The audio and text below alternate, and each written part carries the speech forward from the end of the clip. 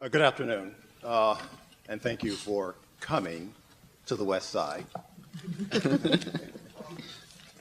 This is actually one of my favorite spots in the city, mostly because I get to see Jeremy Travis every now and again, who I want to thank for letting us partner with Ann Jacobs, who runs the Prisoner Reentry Institute here at John Jay. I'm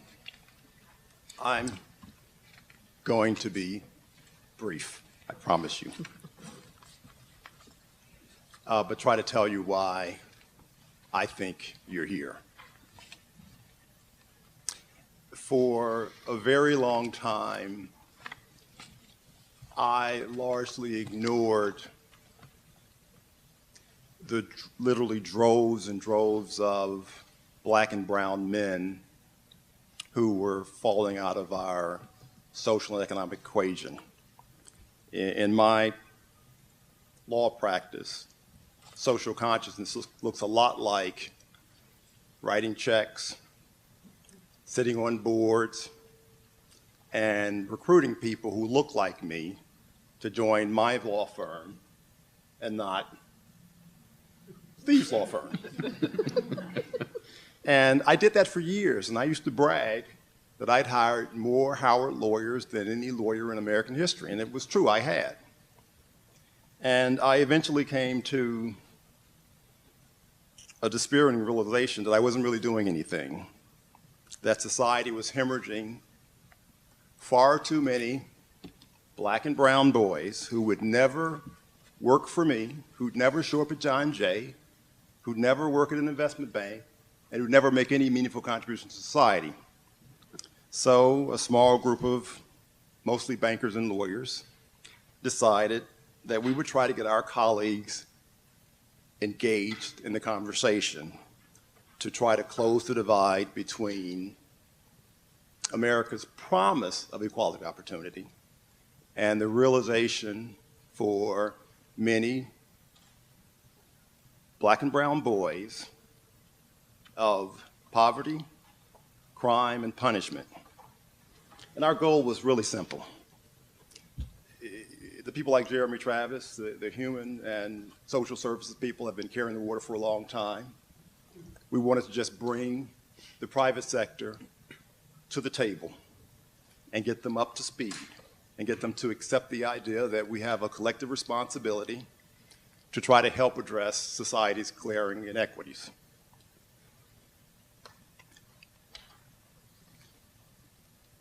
Now, you're largely a self-selected audience.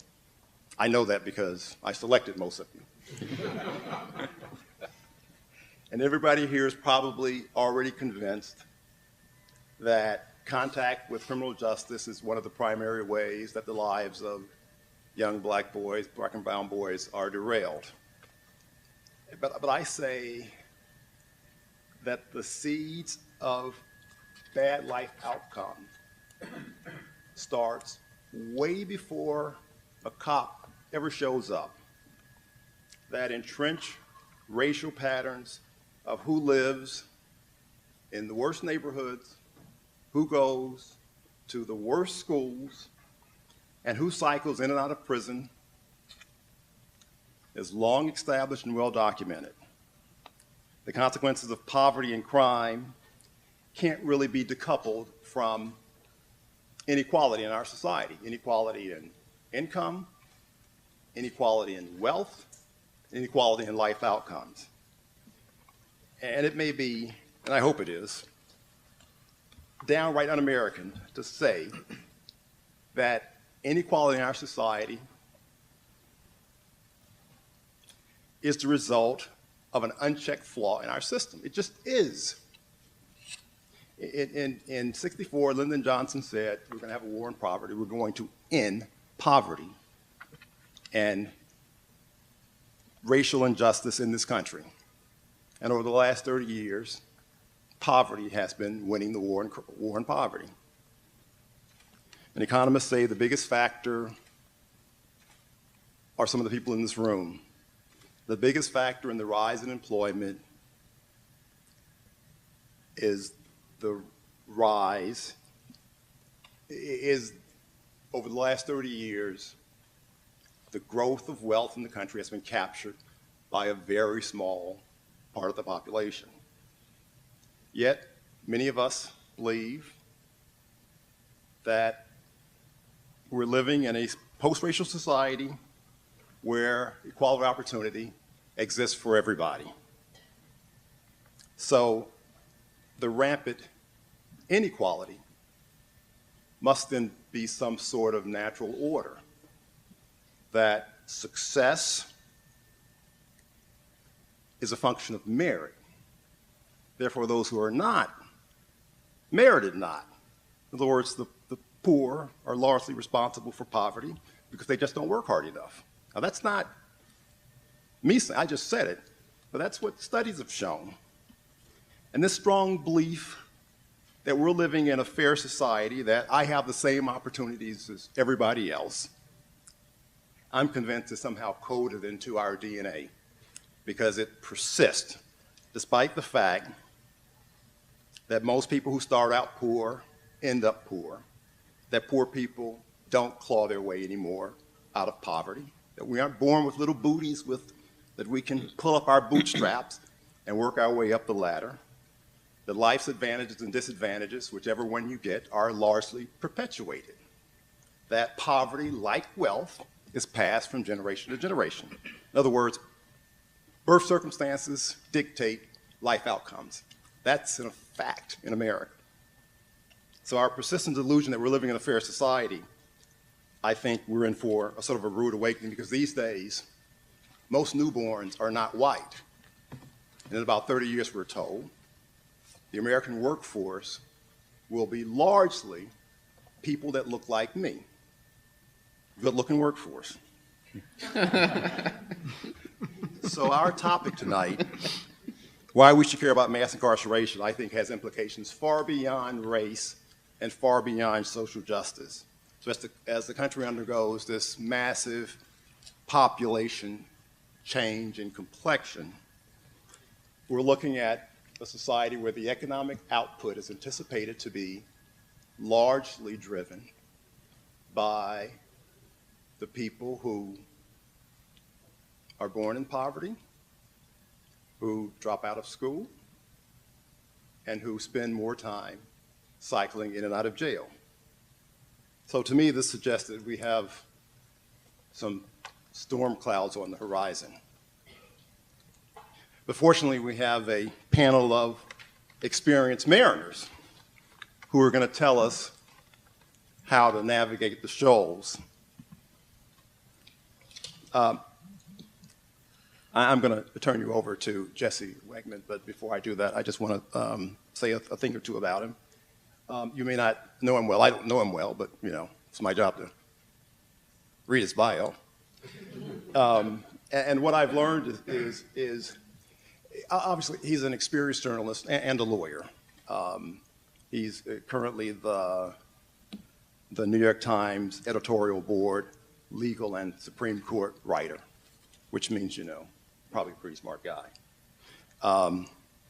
He's been doing the legal beat for a number of years and for a number of both print and radio outlets, which I won't name them all. But I will say this, that he comes to us not just as an experienced journalist and lawyer, but also as someone who has a compassion for issues of social justice. As far back as law school, he was working on projects involving prisoners' rights and the death penalty. So without further ado, I give you New York Times, Jesse Wegman.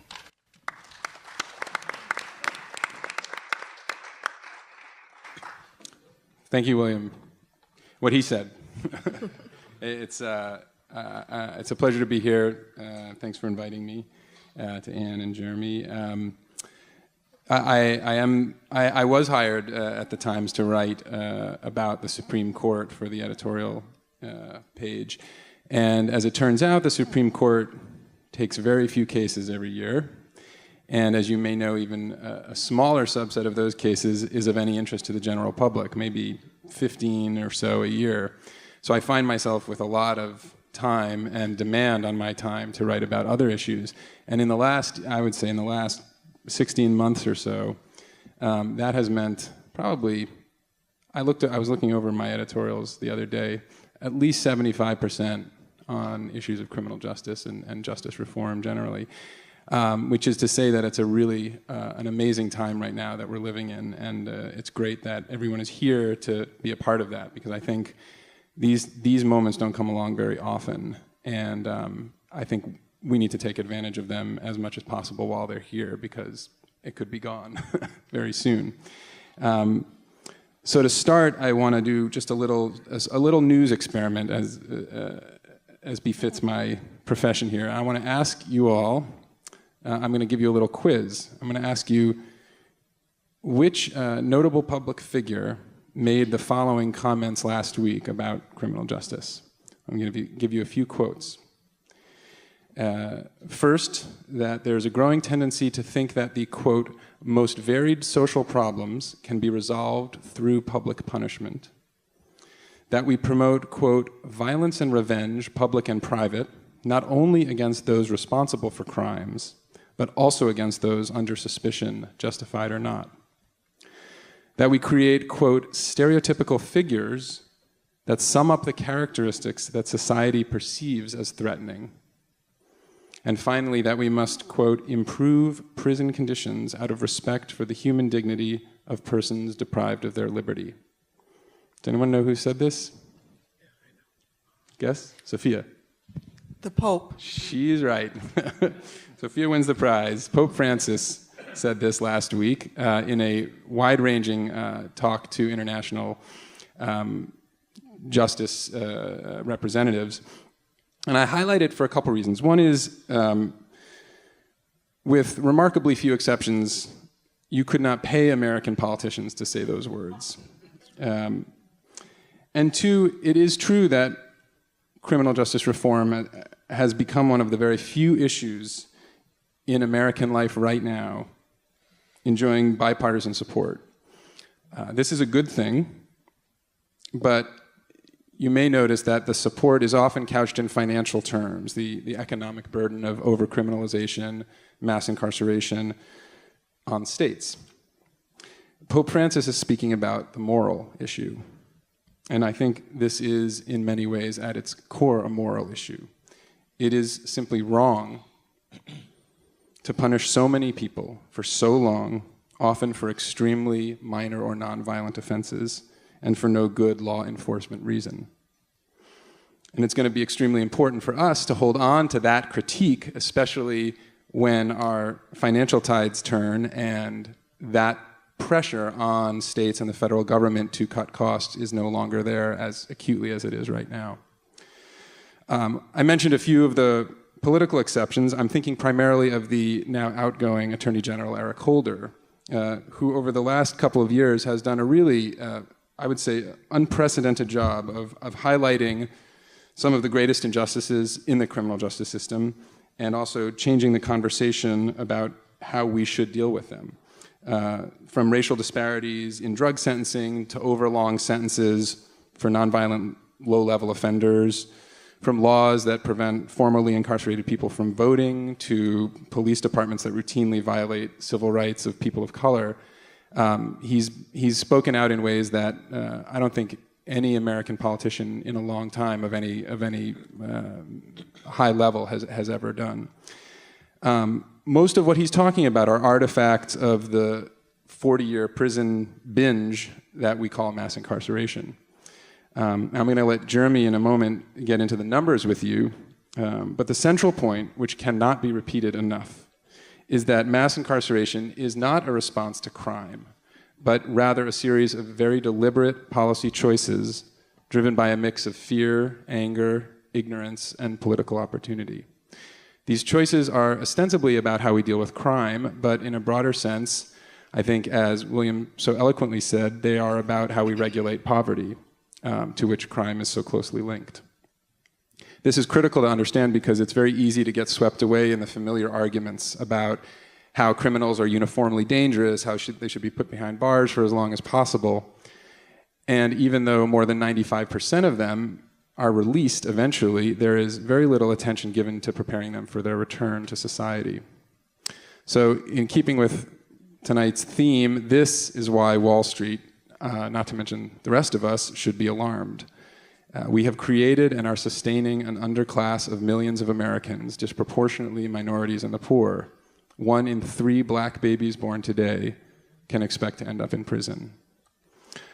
When this many people are living in what Jeremy's report calls a highly distinct political and legal universe, when this many people are prevented from getting jobs or affordable housing, from voting or getting business licenses or custody of their children, all of us pay the price.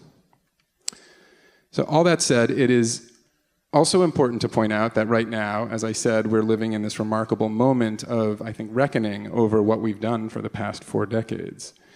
In addition to the bipartisan agreement, the general public is more receptive than it's ever been to arguments based on concrete data and often painful experience. If you read the editorial page of the New York Times tomorrow morning, you might happen upon an editorial about California's approach. California is one of the worst offenders of the mass incarceration era. You know, it's been for 5 years now under federal court order to reduce its overcrowded prisons, which in some cases have been 200% overfull. So men are double bunked and triple bunked and sleeping in gyms. California in 2012 passed Proposition 36, which actually retroactively reduced the sentences of what are known as the 3 strikes offenders, the largely men who would get life in prison for a 3rd strike, which could be as minimal as stealing a pair of socks. There are thousands of these men in the California prison system. 1,900 of them have been released so far, and their recidivism rate is 1/10 of the state average. That was a ballot initiative, not a legislative move. That was something that the voters did, and the voters now have a chance next week to do it again for about 10,000 California inmates whose felonies could be reduced now to misdemeanors and therefore released from prison. This is a remarkable, unprecedented moment in American history that voters are choosing to reduce the sentences of people who are already serving time in prison. I don't think people who look at this have said this has never happened in US history, or if it hasn't happened since the Civil War. Clearly Americans are responding to what's happened over the last 4 decades. But the catastrophic damage that mass incarceration has done to our society, and specifically to many of our most vulnerable communities, will take more than a few brave politicians or disaffected voters to repair. And a major part of repairing it, I think, is knowing exactly what has happened in these last 40 years. That's why this 450-page report released by the National Research Council and headed up by Jeremy is so important. We've spilled a lot of ink in the press over this issue, but I haven't seen anything as thorough or comprehensive as what Jeremy and his committee did. So I'm going to turn it over to him now to give you the highlights, and then we're going to talk to these panelists and open it up for discussion with everybody in the room. So, Jeremy.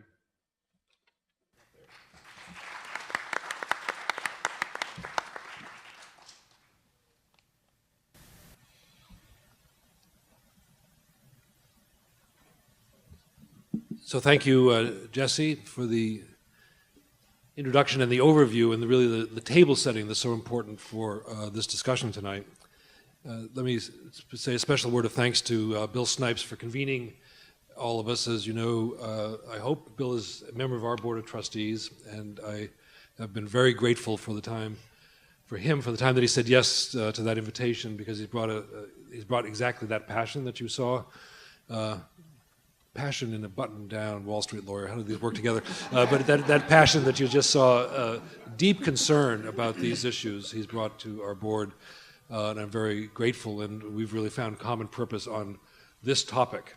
And we've been working together in a number of different venues over the years, so I thank Bill very much for his service to John Jay and more importantly to this larger cause. I should also, being the dutiful President with the Board of Trustees, should recognize first that we also have Richard Kohler, who's a member of our board here, who's a John Jay alum and has also developed an interest in this topic, and whose law firm hires a lot of John Jay alumni, which I'm grateful for. And another trustee is Rosanna Rosado, who's now also a distinguished lecturer at John Jay and chairs the governor's reentry policy council, something like it, established by Governor Cuomo to work on the back end of the system to try to improve reentry outcomes. So 3 trustees in one room, that's a good day for this college president. And I just want to, on behalf of everybody, and I know I do say this on behalf of Bill, just thank Ann Jacobs and the Prisoner Reentry Institute for organizing, hosting, making such a wonderful evening for all of us. Just join me in a round of applause to Ann and her colleagues. And I always get very conscious of the fact that we have students at the table outside waiting for people to come in. I don't care if they come in and listen and learn. That's what we're all about. But please say thank you to them and to her research director, Kevin Barncini, who's here as well. So let me say a word of thanks as well to Jesse Wegman. So you know the New York Times you're never supposed to really know who writes an editorial. But there was this editorial written by one of them, the board, right? The board writes this editorial that came out when our book came out. The title of it was End Mass Incarceration Now. It was a bracing, clear call to the moral fiber of the country. The opening lines were, as with climate change, where there's no scientific debate anymore, so too there should never be any scientific debate about whether mass incarceration is a good thing for the country or not. The time for that debate is over, and the time has come to end this practice that we now call mass incarceration. So I know that Jesse will deliver that to whoever wrote that editorial, but for me, having labored 5 years to produce this book, to wake up one morning and see the New York Times say what it said, and we've reproduced that, sent that to all of our Twitter followers. It was a great moment. So I thank you, Jesse, for being the voice that you are in the New York Times is on these issues. It really is so important to all of us who, day in, day out, try to sort of make sense out of this, to know that there's a strong ally in the cause of justice at the Times. So here's what I'm going to do in my 15 minutes or so, 20 minutes. I'm going to return to the title of the talk in a second. Why should Wall Street care? Because I think that's an important question. And the title, actually, the invitation to come and answer that question has been useful sort of discipline for me to try to frame the findings of the National Academy Report in Wall Street terms. It's actually been very useful, and I hope that I can do it justice. But in order to get there, I have to first talk about the report. And I'm going to be very careful. I speak in 2 voices these days. There's the National Academy voice, Jeremy Travis voice, and then there's the Jeremy off-script voice. Standing at the lectern tonight, I'm going to be in the National Academy voice. When I sit down, I'll just be unhinged, and you'll see what. I say that because I want to really drive home the point that this report, and I get no royalties, but you can buy copies outside, but this report is different from any other scholarly treatment of the issues covered by this book, because it comes from the National Academy of Sciences. So a little promo. What is the National Academy of Sciences? It was established by Abraham Lincoln to be the voice of science for the country. And so when you read these reports, and there are 100 of them a year coming out of the different organizing entities of the National Academy of Sciences, this comes with the voice of that body established by Abraham Lincoln, and what it represents is a scholarly consensus. That's why the climate change reference was so valuable to me, because it says that this is the scholarly consensus in this book about 2 issues, 2 questions: the causes and the consequences of the high rates of incarceration in our country. How did we get here? Causes. And what does it mean to be here? The consequences. And this book is not, I'm officially the chair, I'm the co-editor, I'm the lead co-editor, but it's not my scholarly work, it's the work of 20 scholars. We worked 2.5 years to produce this book, met every 6 months for 3 days, exchanged drafts in between, we had a staff, a lot of debate, all closed session, I can't talk about, but the move to consensus, to scientific consensus, is what the National Academy produces. Then what happens is we produce this book and it goes to a shadow panel of scholars. We don't know who they are. matched up discipline by discipline. So for each economist, there's an economist. For each political scientist, there's a political scientist, basically. Each historian, there's a historian. And that shadow panel then reviews our work, and their charge is to tear it apart and find whatever weaknesses, flaws, inappropriate balancing of evidence, and to tell the National Academy what they find. Then there's a separate office within the National Academy. If I get sort of tell you that this was difficult, it was difficult. This separate office takes theirs and requires us then to answer every one of those criticisms before they decide to publish this book. So the fact that this comes out of the National Academy of Sciences means that it's gone through a discipline process, both of consensus building and of external review, unlike any other scholarly piece. So when we were doing our murder boards before the release on April 30th, and the Academy communication staff were putting me and my colleagues through our paces, how are you going to answer this question? How are you going to answer this question? The hardest one to, but I figured it out, was there's nothing new here. That is technically true because we're reviewing the existing evidence. We're not doing original research. So technically, there's nothing true. There's nothing new. What is new, first of all, it comes out of the National Academy of Sciences. But what's really new is that we've created the narrative. We've created the story. We have created the understanding in this book of how we got here and what it means to be here. That is what is new.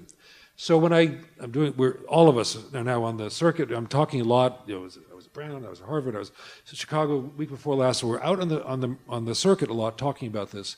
And what's so important and it resonates so well, and really Jesse picked up on it, as did Bill, is that there's a national story of national importance as to how we got here. And there's a national story of national importance about what it means to be here. And my hope is that there's also a national story, and I know it's nationally important, about how we're going to get out of here. So that's what I want to talk about.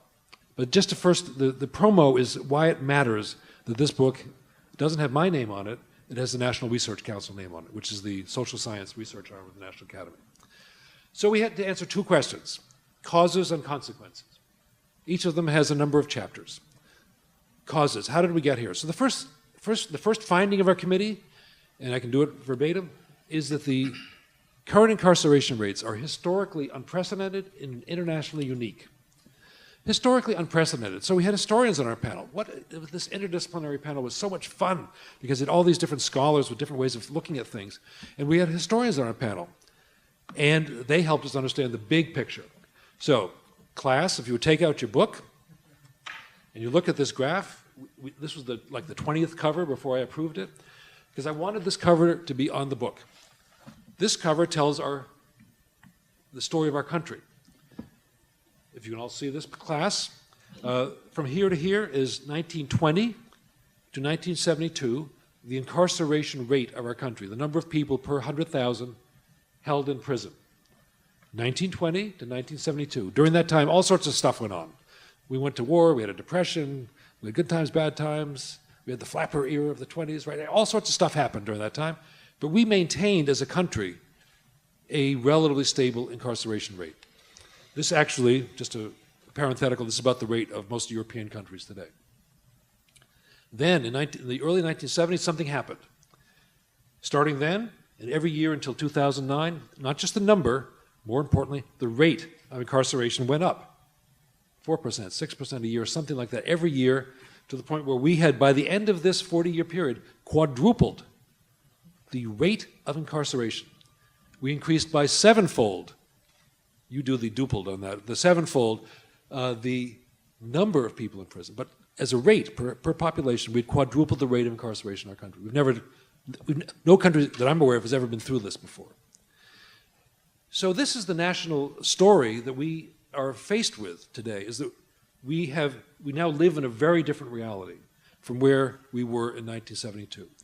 So one of the chapters just talks about this is chapter 2, talks about the mechanics, the hydraulics. Who went to prison for how much longer, what crimes were they facing, all that sort of stuff. Fairly simple. That's the standard data-driven understanding. Chapter 3 takes one step back and looks at the statutes that caused that increase. Not caused in a really causal sense, but facilitated that increase. And here's a really interesting story about truth in sentencing. Sounds so right. 3 strikes you're out. Who could argue? Mandatory minimum. Sound like, yep, did the crime, got to do the time. All these catchwords, these phrases that became politically powerful, resulted in statutory changes by our state legislatures and our U.S. Congress that had enormous effects on the prison population. So the Chapter 3 disentangles all of that, decade by decade by decade. It's a great history lesson, particularly for us lawyers. But it's a political history lesson as well. Then Chapter 4 takes another step back from those 2 chapters and says, what was going on in the country that allowed that to happen? And this is the really interesting historical and sort of political science-y type of chapter. It talks about elections and changes in urban America and the racial segregation in the North that made it possible for a crime increase in the 60s in the ghettos to become racialized as a basis for new policy. Chapter 4 takes that big step back.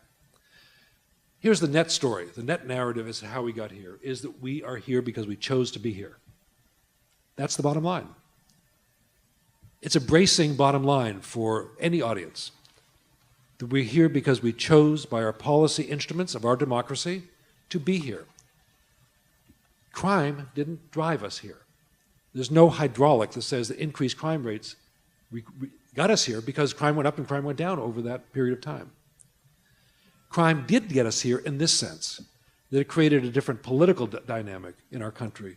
So the people who wanted to get elected could run on platforms saying they would be tough on crime. We chose as a country to be tough on crime by putting more people in prison rather than doing other things in response to whatever crime was going on that we could have done and chose not to do as much as we should have. So the bracing bottom line is this is a policy choice to be here. That's what those 3 chapters add up to. And that's what Jesse just said, and Bill said as well, is we've chosen to be here. So the next chapters 5 is about an important question of does the incarceration increase result in lower crime rates? I'll come back to that in a second. Chapter 6 is about the impact on employment. Chapter 7 is about children's. 8 is on communities. There's another one. Health and mental health and democracy. So the consequences chapters are each of them by a different domain, and there are summaries of them outside. Pick them up and you can read it. Chapter 5 is really important because the question about whether the 4-fold increase in incarceration resulted in declines in crime is a way of unpacking the political dynamic that got us here. You following me? If we can say, as we can with the evidence here, that scientifically it's not precise, we can't really be certain. There are studies that sort of go in different directions here, not different directions, but have different orders of magnitude. But if we can absolutely say, which we can with strong scientific certainty, that making long sentences longer had very little impact upon public safety. And if we can also say with high degree of scientific certainty that putting people in prison through mandatory minimums who otherwise would have been sentenced to a community sanction had very little impact on public safety. If we can say those 2 things with high level of certainty, it's not to say that it has no impact, very little impact on public safety, and we can also say that those are the 2 drivers of the incarceration increase, mandatory minimums, long sentences longer, then we end up with our scientific finding that any impact on public safety was modest and certainly not worth this expense. So that sort of takes the wind out of the argument that we had to do this to respond to crime. And it really lays bare, I think, the Chapter 4 conclusion that this was a political calculation about what it took to get elected. So that's an important finding for us in Chapter 5. I'm not going to go over 6, 7, and the like. It's not good for kids to have a parent in prison. It's not good for labor market participation to have been in prison. It's not good for health conditions, mental health conditions. We've overused solitary confinement. It's not good for communities to have lots of, mostly men, churning in and out of their communities to go to prison. None of this is good, says the evidence. It's not as strong as I would like it to be. It's not as strong as it'll be in another 10 years. But the scientific evidence basically points all in the direction of this is damaging in lots of different ways. So let's come back to where we started. So if this is a policy choice, then the clear answer to how we get out of here is different political choices. We have to find ways, that's why the California referendum is so important to the country. We have to find ways, and maybe we can't do this in New York, you can override the legislature through a referendum. We have to find ways to dial it back. This is what's hard. This is going to be really hard. And here's where I get a little impatient with my New York friends who are very proud of the fact that we've had a 20% decline in incarceration rates in New York. A lot of that driven by lower arrest rates and felony arrest rates in New York City. Michael, here's the way I'll, rather than bash New York for a second. Michael Tonry has an essay coming out in the upcoming issue of Criminology and Public Policy, the preeminent journal, public policy journal for criminologists, where he's a member of our panel, and he's taken on the assignment just as a scholar to say, what would it take to dial it back? And this is the preeminent scholar of sentencing policy. And he's recognized, you can feel it in his essay, this is really going to be hard. How do you dial back something so benign as truth in sentencing? It's benign sounding. How do you dial back something that sounds like mandatory minimums? How do you even dial back the Rockefeller drug laws? This takes a lot of work and takes a lot of courage by elected officials to go against the grain. I have a reaction essay to Michael's essay, which has the title Mass Incarceration, Tipping Point or New Normal, ? I'm skeptical, actually, about whether we're at a tipping point. The politics are different. And it's not just for the fiscal reasons. I think the politics are hard to actually dial it back. Now let me talk about whether we're at a new normal and pick up that second part of the subtitle. If we're a new normal, and now I will go off script. I gave a talk once where I borrowed the phrase of the South African novel, Cry the Beloved Country. If we're at a new normal, I say, I'm off script now. Please don't quote me. It's not the National Academy. I say to our country, cry the beloved country. Because I think we're in real deep trouble. So here's why. So the new normal is pretty scary. So we have lots of people going to prison for a long period of time, and we have the phenomenon of geriatric prisons. New York Times did this wonderful editorial entitled, if I get it right, Nursing Homes Behind Bars. Close? Something like that? So we are putting so many people in prison, life without parole for juveniles. This is just nuts. The rest of the world looks at us and says, what have you done? 3 strikes and you're out. You're in prison forever for stealing or whatever. Truth in sentencing, you're in prison for a very long time where you would have gotten out earlier.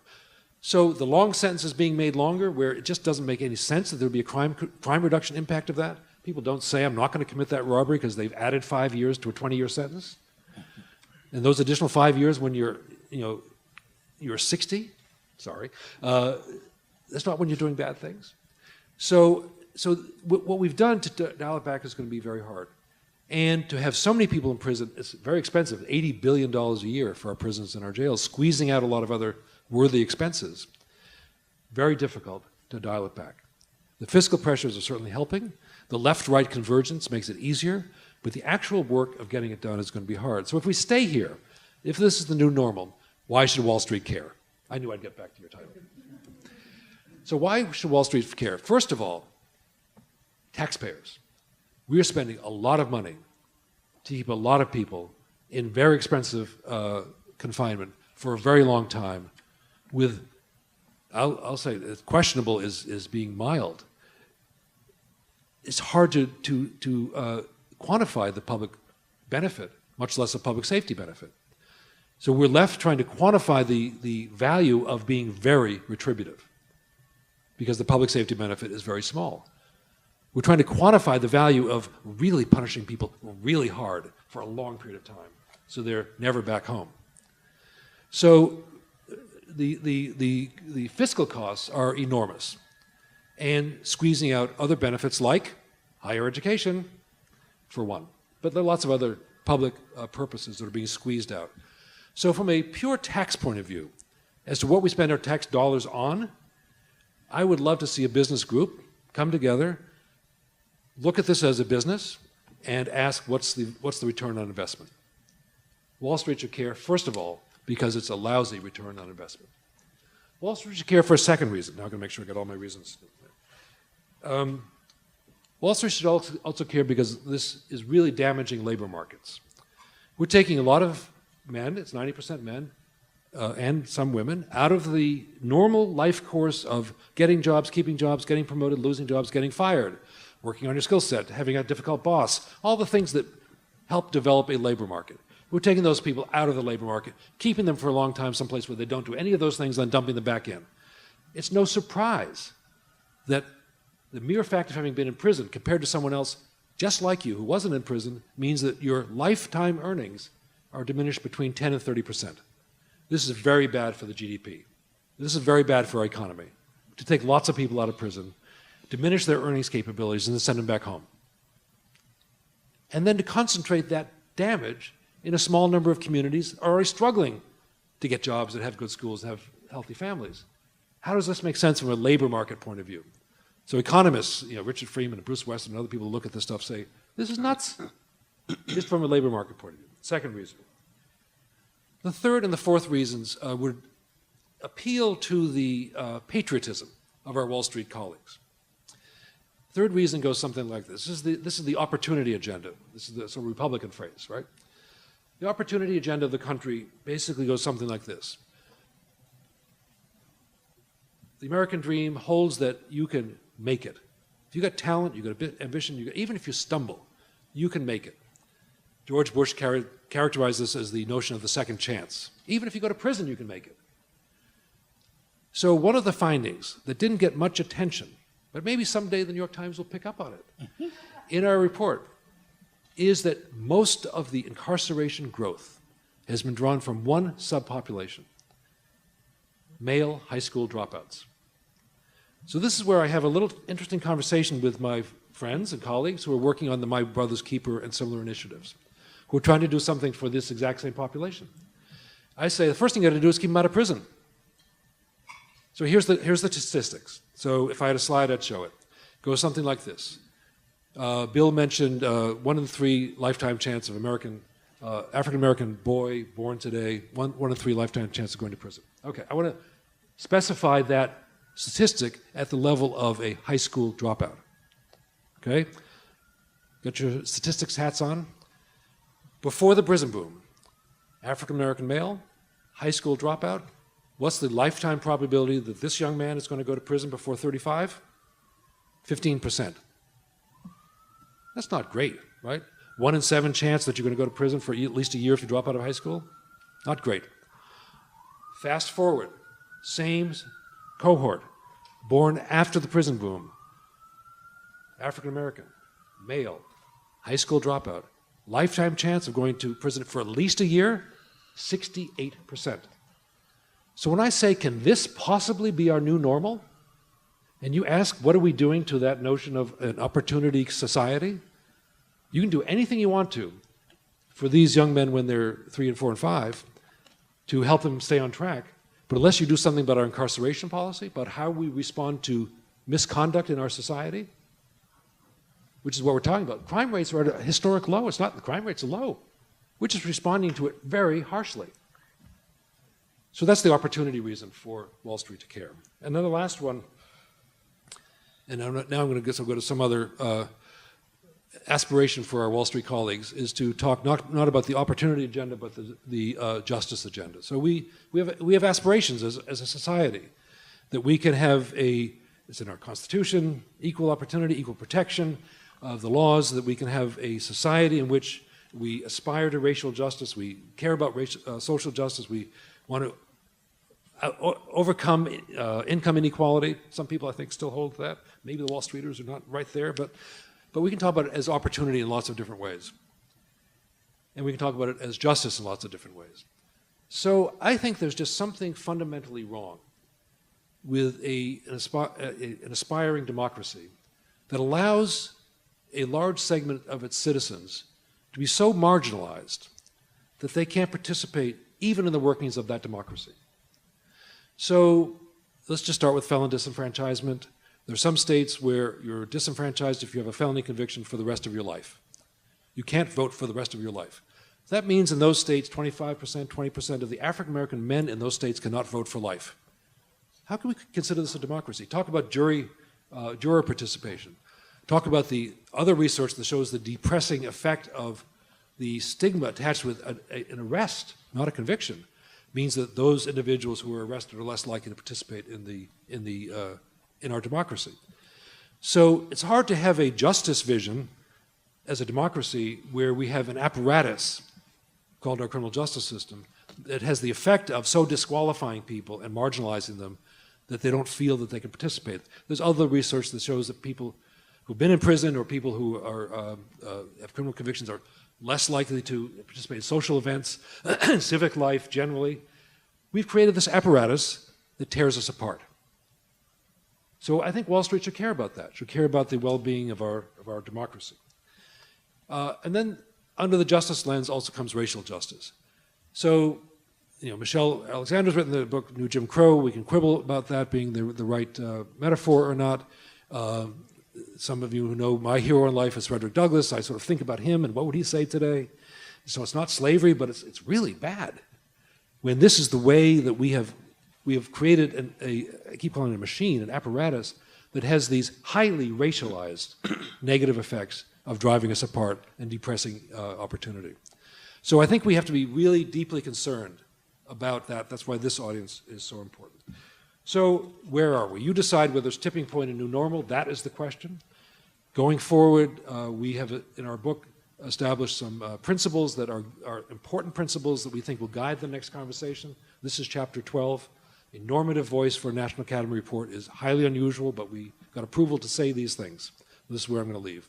There are 4 principles that should guide our discussions going forward. One is the principle of proportionality, a well-established principle in the law. You punish people according to the severity of their crime and not more. We've lost sight of that. 3 strikes in California absolutely violates that principle. The second is the principle of parsimony, my favorite. It's this wonderful libertarian principle. And this is where I find common cause with some of my conservative friends. Basically says that the state has no right to punish people, to inflict pain beyond that which is required to achieve a reasonable social purpose, beyond that reasonably required to achieve a legitimate social purpose. So the state can't do certain things in our name, can't punish beyond that necessary to achieve that purpose. The legal principle in the Model Penal Code is the least restrictive alternative. We've lost sight of that principle. That would guide a lot of our sentencing reforms. The third is the principle of citizenship. We have lost sight of the fact that people who are in prison are citizens. They're entitled to human dignity. Except those who die there, they all come home. And that principle holds, and it's found in UN documents and a lot of the missions of all American correctional professional associations, is that the time in prison should not so diminish somebody's status that they can't return to full citizenship. And the fourth principle is the principle of social justice, which basically says that the prisons need to be elevated as an important instrument of our government, as an instrument, a pillar of justice. We tend to put them far away. We tend to forget the people who are there. We don't engage in legislative oversight, journalistic inquiry, litigation around prisons. We've lost the lawyers, have lost sight of that. We don't send citizen organizations even to Rikers Island to see what's going on. So we need to bring prisons back into our social discourse as an important instrument of our government. So I think if we keep those in mind as we move forward, we'll do good work, and I think Wall Street will listen. Thanks.